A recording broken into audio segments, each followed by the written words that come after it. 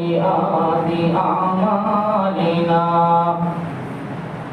من يهده الله فلا مضل له ومن يضلله فلا هادي له ونشهد أن لا إله إلا الله وحده لا شريك له ونشهد أن سيدنا ونبينا ومولانا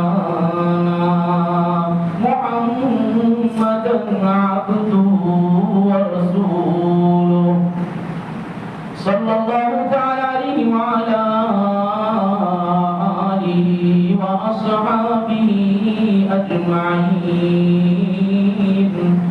أما بعد فأعوذ بالله من الشيطان الرجيم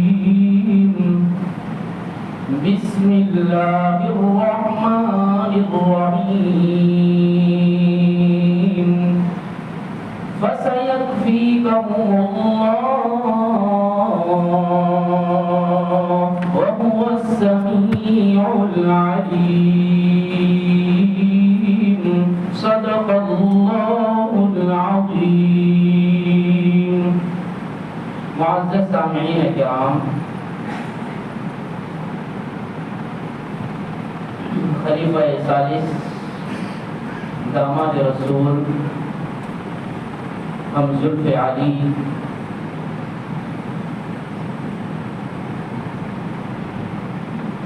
عثمان بن عفان رضی اللہ عنہ،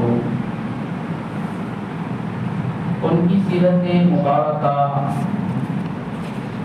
ان کے مناقب، ان کی سوانح، ان کے فضائل، ان کی خصوصیات بیان ہو رہی ہے۔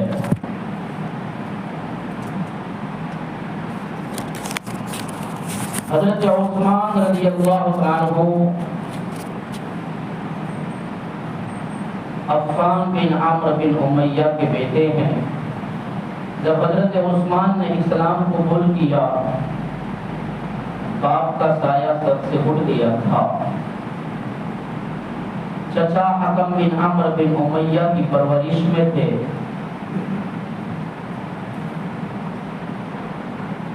چچا نے حضرت عثمان کے اسلام قبول کرنے کی وجہ سے سزائیں دی، چمڑے میں لپیٹ کر حضرت عثمان رضی اللہ عنہ کو سزائیں دی جاتی تھی۔ تاریخ ابن اساکیر میں بڑی عجیب داستانیں حضرت عثمان غنی کی بیان فرمائی گئی۔ علامہ ابن کثیر ایک طرف مفسر ہے تو ایک طرف محرک بھی ہیں۔ البدایہ والنہایہ حضرت علامہ ابن کثیر رحمۃ اللہ علیہ کی تاریخ کی کتاب ہے۔ اس میں مناقب بیان فرمائے ہیں کہ حکم بن عمرو بن امیہ حضرت عثمان رضی اللہ عنہ کا چچا بڑی تکلیفیں دیتا ہے، یہاں تک کہ حضرت عثمان غنی رضی اللہ عنہ کی نبی کریم صلی اللہ علیہ وسلم کی دختر کے ساتھ، بیٹی کے ساتھ نکاح ہو گیا۔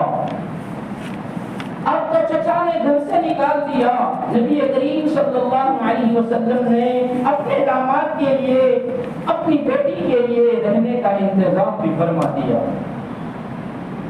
اسلام لانے کے بعد حضرت عثمان رضی اللہ عنہ نے بڑی شرافتیں حاصل کی اور بڑے شرف ملے، بڑی فضیلتیں ملی، دربار نبوت سے بڑی عجیب عجیب فضیلتیں بیان کی گئی، بڑی خصوصیات کے حامل تھے، جن خصوصیات کی چند جھلکیاں ہم نے اس گزشتہ جمعہ سے اگلی جمعہ میں سنی ہے۔ حضرت عثمان رضی اللہ عنہ جن کے بارے میں نبی کریم صلی اللہ علیہ وسلم نے بیان فرمایا، جس کو جامع ترمذی میں بیان فرمایا گیا ہے، سیاہ ستہ کی یعنی 6 صحیح کتابیں احادیث کی، جن میں ایک کتاب سنن ترمذی شریف ہے۔ ترمذی شریف میں نبی کریم صلی اللہ علیہ وسلم نے فرمایا، عثمان تجھے خلافت کا لباس گا، تجھے خلافت کا لباس پہنایا جائے گا، اور بعض منافقین تجھ کو اس خلافت کا لباس اتارنے کو کہیں گے، لیکن خلافت پر جمے رہنا۔ خلافت کی خوشخبری اللہ کے رسول صلی اللہ علیہ وسلم اپنی حیات طیبہ میں حضرت عثمان غنی کو دے رہے ہیں۔ حضرت عثمان غنی رضی اللہ تعالیٰ عنہ کی فضائل، جس میں ان کو ذوالنورین بھی کہا گیا، ذوالبشارتین بھی کہا گیا، اور ذوالہجرتین بھی کہا گیا۔ ذوالنورین اس لیے کہا گیا کہ جیسے کہ فرمایا کہا گیا تھا نبی کریم صلی اللہ علیہ وسلم کی دو نور نظر، دو بیٹیاں یک کے بعد دیگر حضرت عثمان غنی رضی اللہ عنہ کی نکاح میں آئی، جس کی وجہ سے ذوالنورین کہا گیا۔ ذوالہجرتین اس لیے کہا گیا کہ اللہ کے رسول صلی اللہ علیہ وسلم نے فرمایا کہ حضرت لوط علیہ السلام کے بعد یہ پہلے آدمی ہے، یہ پہلے بشر ہے، حضرت عثمان رضی اللہ عنہ کی شخصیت پہلی ہے جنہوں نے اسلام کے خاطر اپنی بیوی کے ساتھ ہجرت کی ہو۔ حضرت لوط علیہ السلام نے اپنی بیوی کے ساتھ ہجرت کیا تھا، اس کے بعد یہ پہلے آدمی ہے کہ انہوں نے اپنی بیوی کے ساتھ حبشہ کی ہجرت فرمائی اور مدینہ کی بھی ہجرت فرمائی۔ دو ہجرتیں کرنے کی وجہ سے ان کو ذوالہجرتین بھی کہا گیا۔ اللہ کے رسول صلی اللہ علیہ وسلم نے دو مرتبہ جنت کی بشارت سنائی، اس لیے ان کو ذوالبشارتین بھی کہا گیا۔ ایک تو جیسے گزشتہ جمعہ کو ہم نے سنا تھا کہ وہ کنواں خرید کر وقف کرنے پر اللہ کے رسول صلی اللہ علیہ وسلم نے جنت کی ضمانت دی تھی، جنت کی گارنٹی دی تھی۔ اور دوسری مرتبہ جبکہ تبوک کا موقع آیا، جو مدینہ سے کتابوں میں لکھا مدینہ سے 1000 کلومیٹر دور ہے، تبوک وہ مقام جہاں تبوک کے لیے اللہ کے رسول صلی اللہ علیہ وسلم نے صحابہ کو ترغیب دی تھی، اور اللہ کے رسول صلی اللہ علیہ وسلم نے جہاد میں جانے کے لیے تبوک کی ترغیبات دی، اور اللہ کے راستے میں نکلنے کی اور اللہ کے راستے میں قربانی کی ترغیبیں دی ہے، جس میں 40,000 مسلمانوں نے حصہ لیا۔ 40,000 تاریخ کی کتابوں میں لکھا، تاریخ ابن عساکیر میں لکھا 40,000 مسلمان تھے، اور ایک تاریخ کی ایک روایت کے مطابق رومیوں کی تعداد 1.5 لاکھ تھی، اور ایک روایت کے مطابق 2 لاکھ رومیوں کی تعداد تھی۔ دشمنوں کی تعداد 2 لاکھ ہے، مسلمانوں کی تعداد 40,000 ہے، اور تنگی کا عالم یہ ہے کہ پہننے کے لیے کپڑے تک ٹھیک سے نہیں ہے، کھانے کے لیے اناج دانہ غلہ بھی نہیں ہے، اور بڑی غربت کا عالم ہے۔ جیش العسرا کہا گیا، تنگی کا جیش، تنگی کا لشکر کہا گیا۔ اللہ کے رسول صلی اللہ علیہ وسلم نے نکلنے والوں کو، اللہ کے راستے میں نکلنے والے مجاہدین کو، اللہ کے راستے میں نکلنے والے غازیوں کو، اللہ کے راستے میں نکلنے والے مبلغین کو، اللہ کے رسول صلی اللہ علیہ وسلم نے اس کے راستے میں نکلنے والے داعیوں کو یہ فرمایا بڑا مشکل سفر ہے، بڑا لمبا چوڑا سفر ہے، 1000 کلومیٹر جانا ہے، اور حالت تنگی کی ہے، چندہ دو، اور چندے میں ہم سنتے آ رہے ہیں ابو بکر نے سب کچھ دیا، عمر نے آدھا دیا۔ حضرت عثمان غنی رضی اللہ عنہ فرما رہے ہیں یا رسول اللہ صلی اللہ علیہ وسلم، جیسے اسرا کے لیے ان 40,000 صحابہ میں سے تہائی کا یعنی 13,000 صحابہ کا خرچہ میری طرف سے رہے، 13 لوگوں کا نہیں، 13 لوگوں کا نہیں، 13,000 40 کا تہائی حصہ، 13 تاریخ 39,000 ہوئے، فرمایا 13,000 اس کے کچھ جائی، ان ساروں کا سارا خرچہ میرے ذمہ رہے گا۔ اپنی اپنی حیثیت سے صحابہ قربانیاں دے رہے ہیں۔ پھر اللہ کے رسول صلی اللہ علیہ وسلم منبر پر تشریف لے گئے، اور منبر پر جا کر پھر فرمایا اور لوگوں، ابو بکر نے دے دیا، عمر نے دے دیا، عثمان نے دے دیا، سب نے اپنی اپنی حیثیت سے دیا، لیکن ابھی ضرورت ہے، کون دے گا؟ سارے مجمع میں سناٹا ہے، اپنی حیثیت سے سب نے دے دیا ہے، اپنی سکت اور اپنی استطاعت سے زیادہ دیا ہے۔ عورتوں نے اپنے شوہروں سے، اپنے آدمیوں سے کہا لے جاؤ، جو لینا ہے لے جانا ہے لے جاؤ، اللہ کے راستے میں لگا دو، کھپا دو، کوئی نہیں کھڑا ہوتا. عثمان غنی کھڑے ہو گئے اور فرمایا یا رسول اللہ صلی اللہ علیہ وسلم 100 اونٹ مع سامان کے میں دیتا ہوں.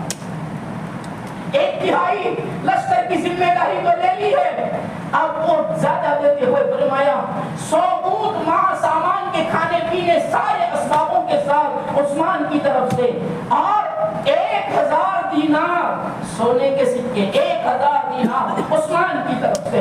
اللہ کے رسول صلی اللہ علیہ وسلم نے دوسری مرتبہ فرمایا کون اس لشکر کے لیے, کون تبوک میں جانے کے لیے چندہ دیتا ہے, کون قربانی دیتا ہے. سناٹا چھایا ہوا ہے. پھر عثمان کھڑے ہو گئے, عفان کا بیٹا کھڑا ہو گیا اور کھڑے ہو کر کہتے ہیں یا رسول اللہ عثمان کی طرف سے اور 100 اونٹ مع سامان کے دیے جاتے ہیں اور 1000 دینار دیے جاتے ہیں. اللہ کے رسول صلی اللہ علیہ وسلم نے سہبارہ تیسری مرتبہ فرمایا کون ہے جو چندہ دے گا. سب کی نگاہیں جھکی ہوئی ہے.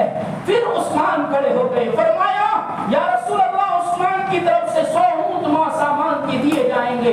300 اونٹ, 3 مرتبہ 100 کر کے 300 اونٹ. ارے اونٹ بہت قیمتی جانور تھا اس زمانے کا. اس اونٹ کو مع سامان کے دینا اور ساتھ میں 1000 دینار کا دینا, یہ دل گردے کی بات ہے. اللہ کے رسول صلی اللہ علیہ وسلم نے منبر پر کھڑے ہو کر صحابہ کے مجمع کے سامنے فرمایا اور سنو, عثمان اگر آج کے بعد اس سے کوئی گناہ بھی ہوتا ہے تو وہ گناہ اس کو نقصان نہیں پہنچا کرتا. آج کے بعد عثمان سے کچھ بھی ہو جائے, اس کی وہ چوک اور اس کی بھول اس کو کچھ نہیں کر سکتی.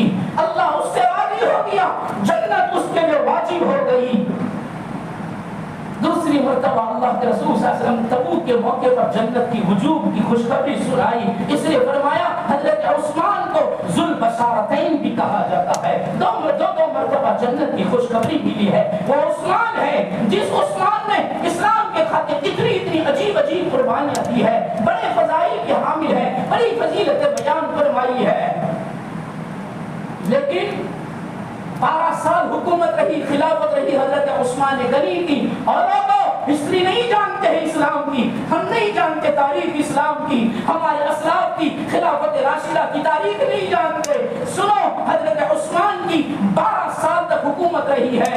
44,000 مربع میل کی زمین پر حضرت عثمان نے اسلام کا پرچم لہرایا ہے.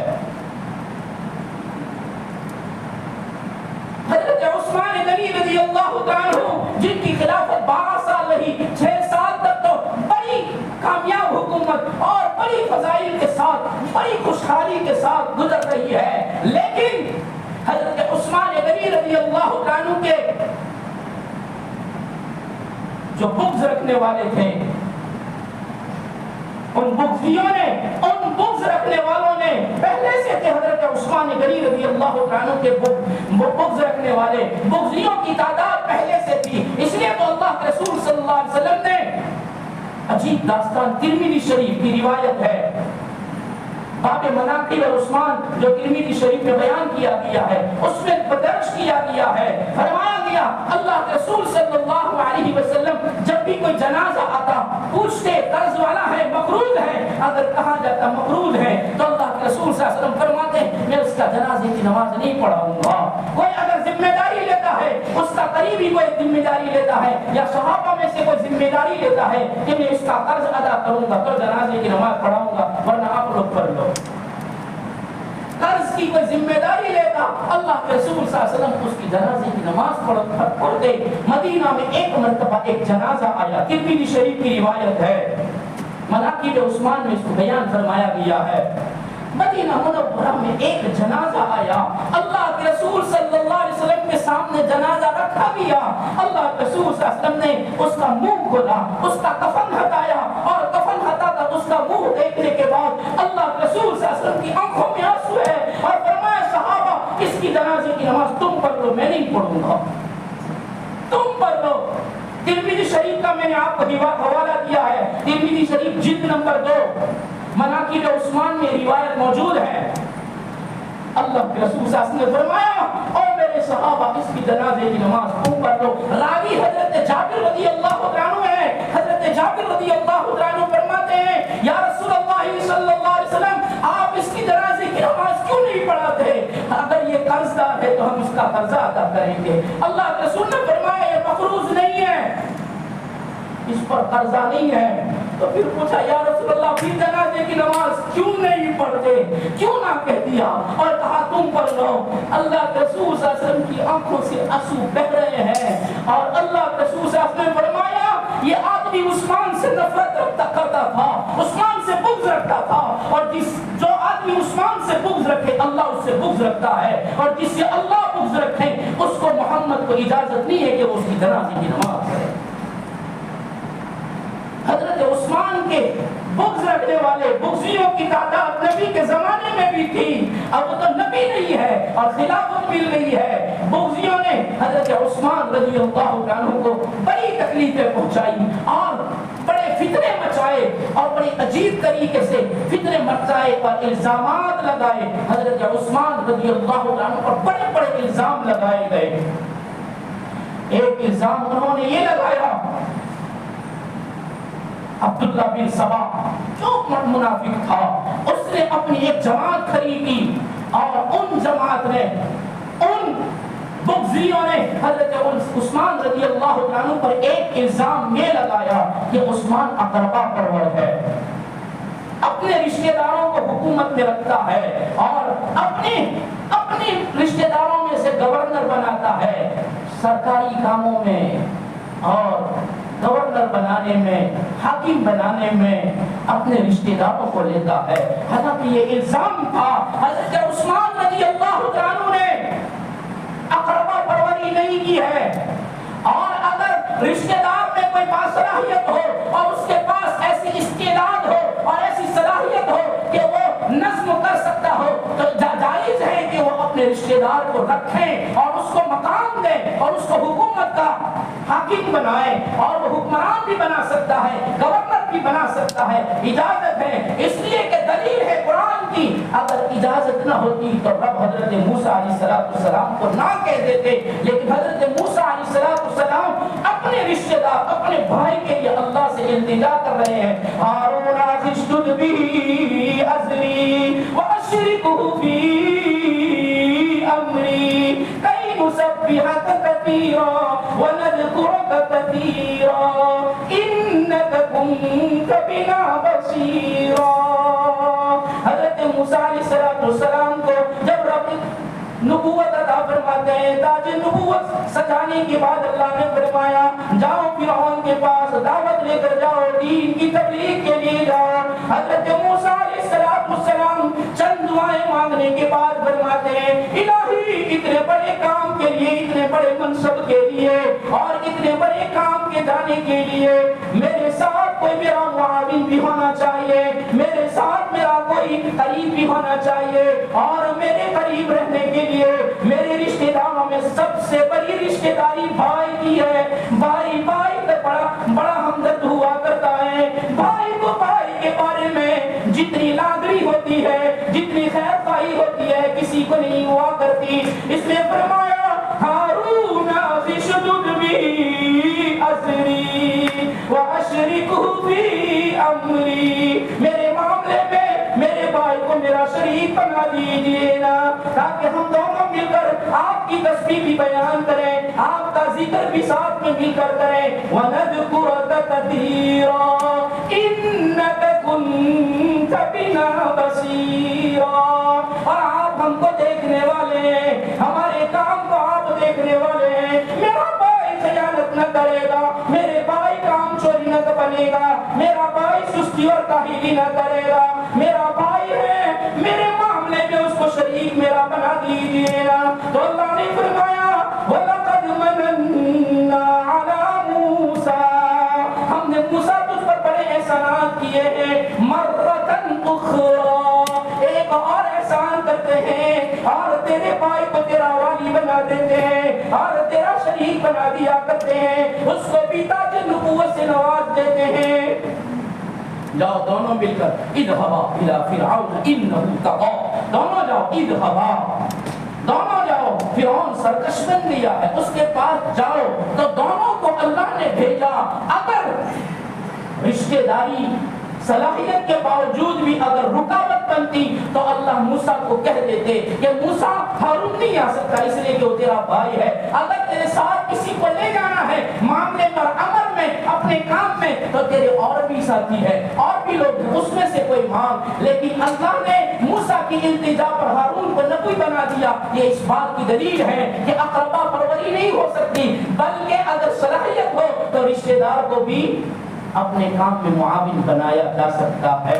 اس لیے حضرت عثمان غنی رضی اللہ عنہ اقربا پرور نہیں تھے، بلکہ صلاحیت ہونے کی وجہ سے انہوں نے اپنے رشتہ داروں میں سے دو، اور وہ دونوں بھی یتیم تھے، ایک عبداللہ بن سر اور ایک عبداللہ ابن عمر، یہ دونوں کو، ایک کو مصر کا حاکم بنایا اور ایک کو بصرہ کا حاکم بنایا۔ یہ دونوں حضرت عثمان رضی اللہ عنہ کی رشتے میں تھے۔ اس کے علاوہ جو 34-35 رشتہ دار تھے وہ حضرت عثمان نے نہیں لگائے تھے، بلکہ حضرت عمر کے زمانے میں حضرت عمر نے ان کو حاکم بنایا تھا، گورنر بنایا تھا، ذمہ دار بنایا تھا، اس لیے حضرت عمر کے بنائے ہوئے تھے، حضرت عثمان کے بنائے ہوئے نہیں تھے۔ یہ الزام ان کا توڑ دیا گیا، تو پھر انہوں نے ایک سازش کی اور فرمایا عثمان بدری نہیں تھا، عثمان بدر میں نہیں گئے، پھر بھی حضرت نبی کریم صلی اللہ علیہ وسلم نے ان کو مال غنیمت میں سے حصہ بھی دیا اور ان کو بدریین صحابہ میں شمار کیا گیا،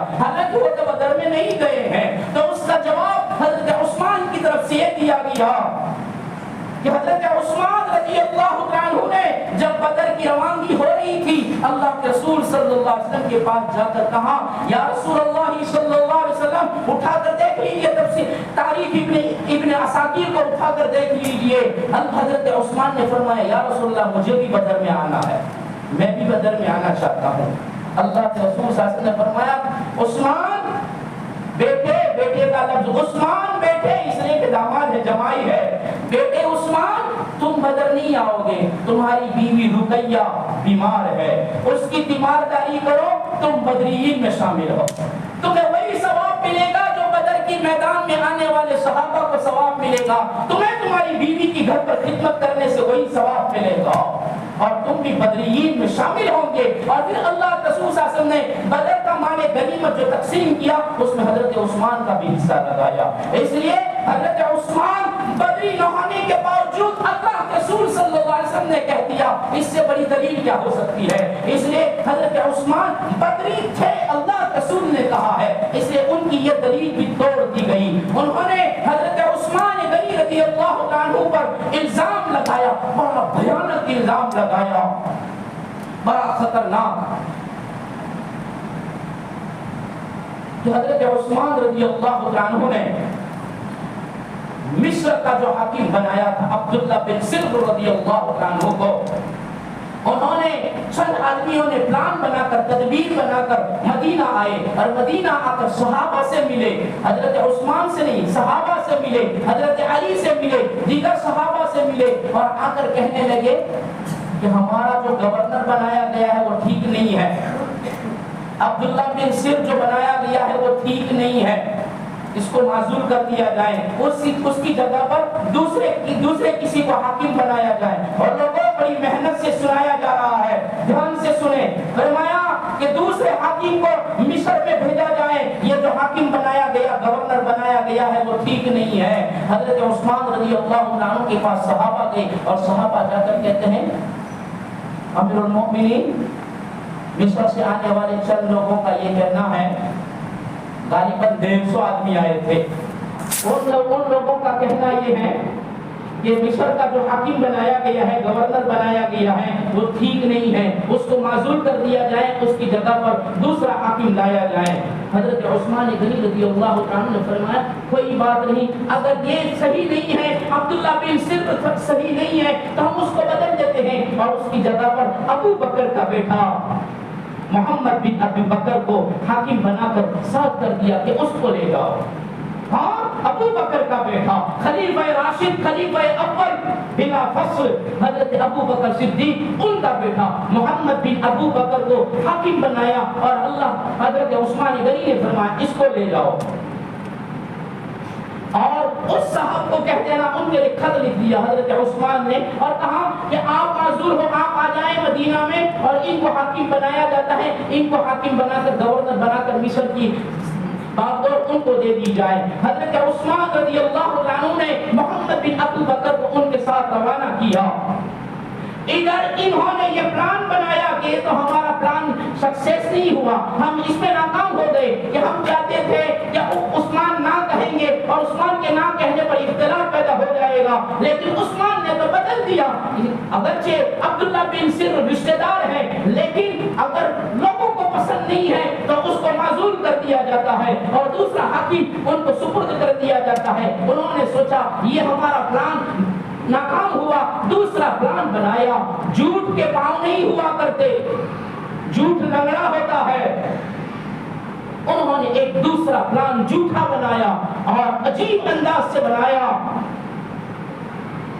क्या तारीख लिखी है, क्या हिस्ट्री लिखी है। और लोगों सारी दुनिया की हिस्ट्री पढ़ते हैं, पढ़ो ना हमारे असलाफ की हिस्ट्री कि क्या अजीब अंदाज से कैसी कैसी प्लान के साथ इख्तिलाफात पैदा किए गए हैं। उन्होंने ये प्लान बनाया कि अब उस्मान गनी के जितने भी कारकुनान हैं, जितने भी काम करने वाले हैं, उनमें से किसी एक को रुपये और पैसे देकर उसको बागी बना दो।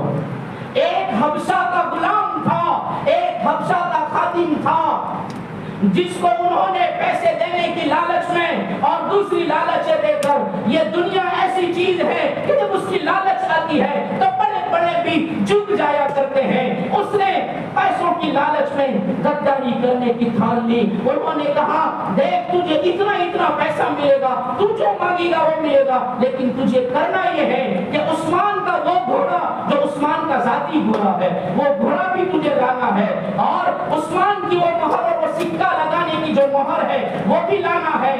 और एक खत हम लिखेंगे, उसके ऊपर उस्मान की मोहर लगेंगे और तुझे ये खत लेकर तुझे मिस्र पहुंचना है और मिस्र में जो हाकिम है अब्दुल्ला बिन सिर, उसको ये खत पहुंचाना है। और लोगों वो तैयार हो गया। उसने हजरत उस्मान का घोड़ा और हजरत उस्मान की वो मोहर चुराई और लेकर वो उन्होंने खत लिखा और इसमें खत में लिखा था कि खलीफा मिस्र, गवर्नर मिस्र को मालूम हो, अब्दुल्ला बिन सिर को मालूम हो कि हम दूसरा हाकिम भेज रहे हैं मोहम्मद बिन अबू बकर, वो जब आए तो उसको कत्ल कर दिया जाए और आप अपनी कुर्सी पर बरकरार रहें।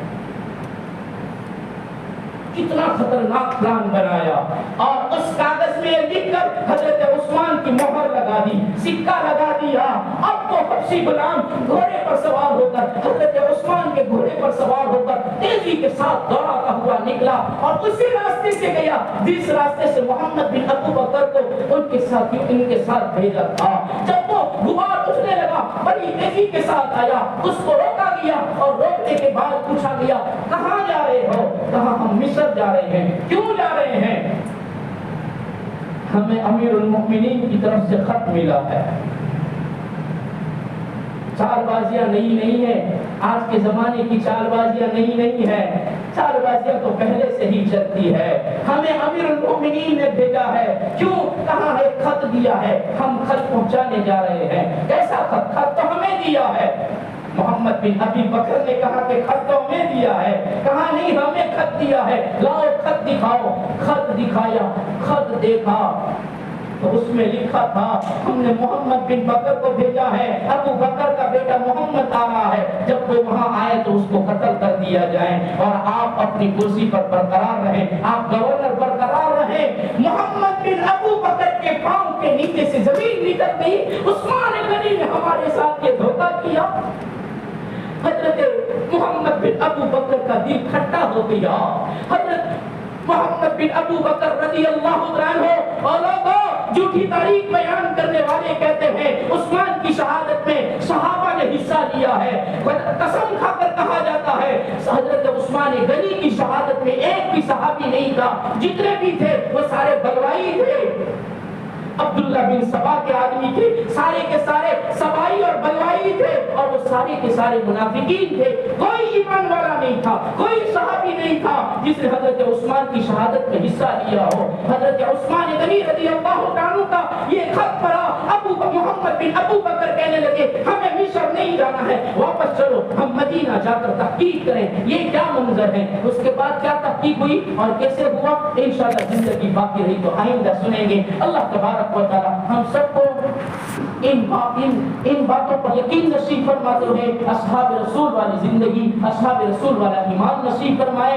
اسی نسبت پر ہمارے پورے بھروچ ضلع کا اجتماع تنقاریہ مقام ہونے جا رہا ہے، 8، 9، 10 جنوری کو ہونے جا رہا ہے، جہاں ایمان کو تازہ کیا جائے، جہاں اسرار کی مجلسوں میں، بزرگان دین کی مجلسوں میں، ہمارے اکابرین کی مجلسوں میں شرکت کریں گے، ان کی باتیں سنیں گے، قربانی والوں کی قربانی والی باتیں سنیں گے، ایمان میں تازگی پیدا ہوگی۔ تو سارے کے سارے حضرات سے گزارش ہے پورا وقت نکال کر 8، 9، 10 جب تک کہ دعا نہ ہو وہاں تک اجتماع میں پوری قربانی کے ساتھ پہنچے، اللہ کے راستے میں نکلنے کے ارادوں کے ساتھ پہنچے، عزائم کے ساتھ پہنچے، تیاریوں کے ساتھ پہنچے اور دعا بھی کریں اللہ اجتماع کو خوب کامیاب فرمائے۔ چند اعلانات ہیں۔